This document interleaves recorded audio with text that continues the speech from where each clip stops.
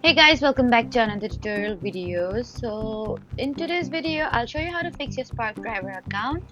So if you're having account related issues, then just follow along. First, sign in and review any alerts displayed on your account. Then check whether your driver's license, insurance, and personal information are still valid, and update anything that's expired or incorrect. Next, confirm that your phone number and email address are current so you can receive verification codes and important notifications. And if your identity verification is incomplete, you need to follow the prompts to finish the verification process. Also, review your background check status if one is required. And then, if everything appears correct but your account still isn't working, then you need to contact Spark Driver support through the help section and explain the issue.